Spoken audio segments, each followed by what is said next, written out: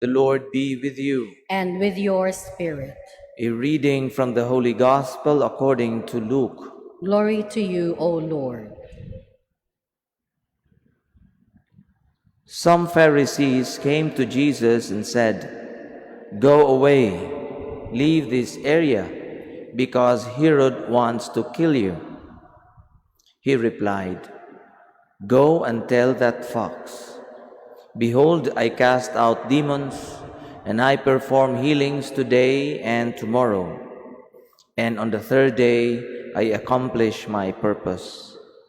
Yet I must continue on my way today, tomorrow, and the following day, for it is impossible that a prophet should die outside of Jerusalem. Jerusalem, Jerusalem, you who kill the prophets and stone those sent to you.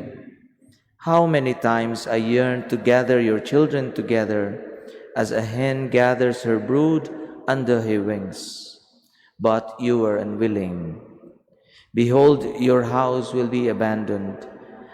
But I tell you, you will not see me until the time comes when you say, 'Blessed is he who comes in the name of the Lord.'"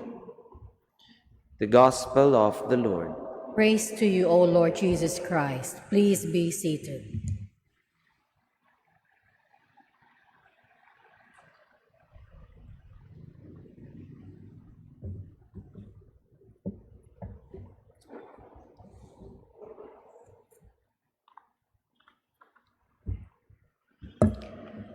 Exactly 48 years ago, on this day, the first successor of Don Bosco and first rector major of the Salesians was beatified by Pope Paul VI.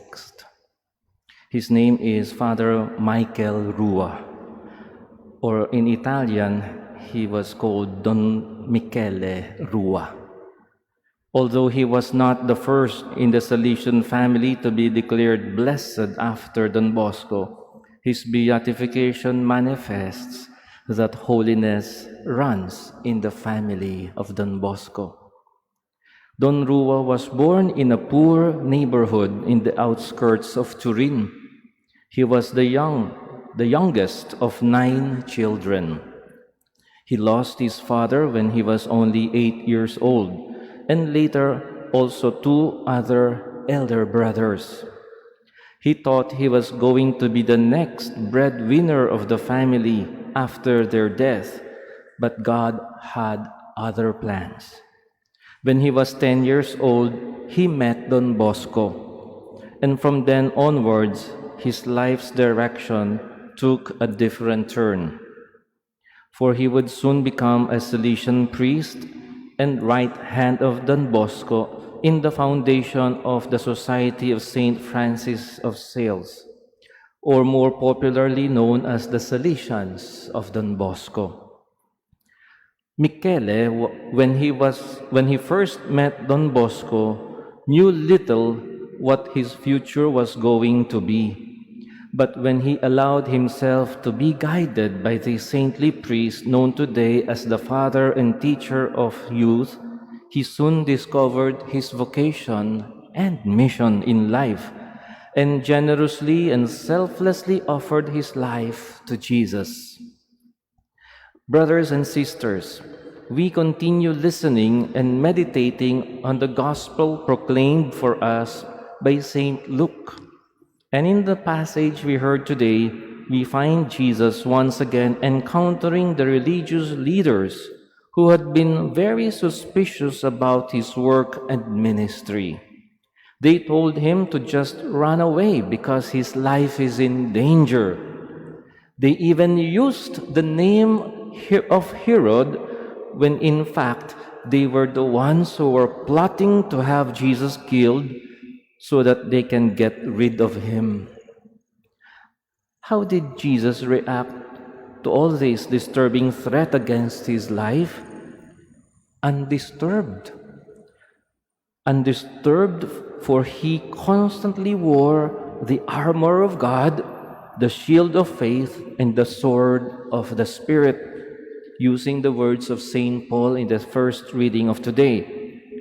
Yes, surprisingly, we see Jesus undisturbed because his eyes too were clearly focused on the mission he has received from the Father. Nothing could ever stop him from preaching the good news of love, mercy, and compassion.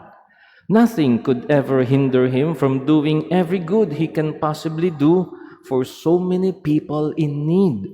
Nothing could ever turn his eyes away from the city of Jerusalem, where he was bound to offer his life as the unique and ultimate sacrifice for the salvation of the whole world. How about us who are following him? Is there anything that is hindering us from fulfilling the mission God has entrusted to us or is entrusting to us? Are we so easily taken down by trials? Are we so easily swayed by temptations? Probably our eyes are not yet focused and fixed on Jesus.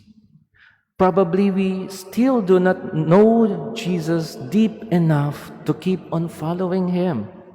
Probably we still do not know our direction in life at all. God's word, which we hear every day, can be our guide, our light, and our assurance along the right path God has chosen for us.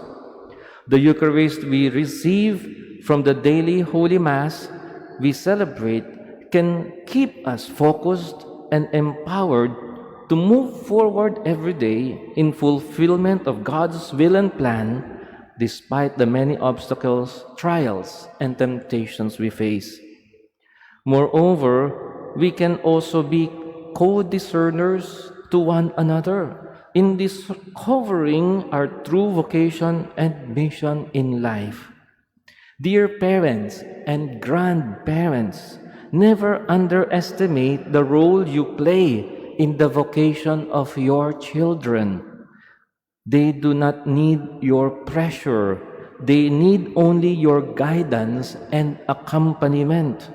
Who knows, they are just waiting for your encouragement for them to become the person they really want to be, the person God wants them to be, and not the person you want them to be. Similarly, you teachers, church ministers, whether ordained or non-ordained, or any adult for that matter, you too can be instrumental for young people to discover their true vocation and mission in life. If Michele Rua was not allowed by his mom to meet Don Bosco at the oratory, he might not have become a priest, the first rector major of the Salesian congregation. Fast forward, when Don Rua was a young priest, he fulfilled his ministry with pastoral zeal and became superloaded with work that he got afflicted with a serious illness and was at the brink of death. But Don Bosco told him not to worry at all, because he will live for many more years in order to complete a particular mission from God. The following week, Michele Rua miraculously got well and lived for many more years, as Don Bosco said. When Don Bosco died, Don Rua became the rector major to succeed Don Bosco and continued the work he has started for the good of the poorest and most abandoned young people. With Don Rua's leadership, the Salesian charism was preserved, and the Salesian work expanded towards many other countries as the number of Salesians rapidly increased in great numbers. At his death in 1910, the number of Salesians increased significantly from 773 to 4,000. Imagine the leap in numbers. Then the number of Salesian communities increased too, from 57 only when Don Bosco died to 345 when Don Rua died. The number of provinces also increased from 6 to 34 provinces in 33 different countries around the world. With the armor, shield, and sword of the Spirit, Don Rua led the Salesian family to win the hearts of young people for God. Brothers and sisters, may this Eucharist we celebrate in honor of Blessed Michael Rua inspire us and move us to discover soon and fulfill God's dream, God's will and plan for us, to be holy and to make others holy, especially the young entrusted to our care. Pray also for me and our Salesian community here in Lourdes, that we, like Blessed Michael Rua, may win many more souls, especially of the young, for God. God is good. Sobra, sobra, sobra.